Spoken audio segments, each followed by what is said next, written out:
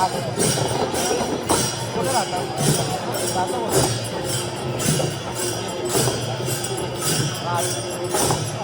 आठ पालखी 5 पर्यंत तरी नाही निघायची